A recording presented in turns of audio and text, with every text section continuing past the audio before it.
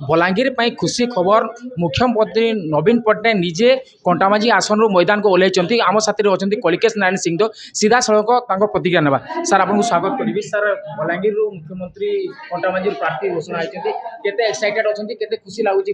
बलांगीर लगे बहुत बड़ खबरटा बहुत खुशी खबरटा कि मुख्यमंत्री कंटामांझी विधायक निर्वाचन मंडली बलांगीर जिला लड़ुंट या द्वारा तो बलांगीर एमएलए एमपी मैंने भी जितबे आउ तार छड़ा बलांगीर जेन प्रकार विकास हेबो आगामी दिन रे एटा असीमा बाहर हो अनइमेजिनेबल डेवलपमेंट हेबो आउ द्वितीय थर बोधे बलांगीर जिल्ला गोटे मुख्यमंत्री हेबा के जाउछंती एटा अत्यंत खुशी खबर अछि माननीय मुख्यमंत्री नवीन पट्टनायक स्वागत करछु बलांगीर जिला को सर आपण मध्ये अनुरोध करथिले मुख्यमंत्री नवीन पट्टनायक को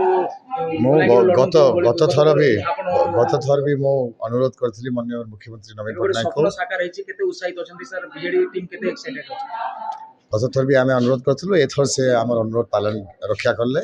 आम बहुत एक्साइटेड अच्छु खुशी खबर अच्छी कार्डर पूरी रिजुविनेट हो जाए आम वर्कर्स रिजुविनेट हो जाती आगामी दिन में बलांगीर आम जहाँ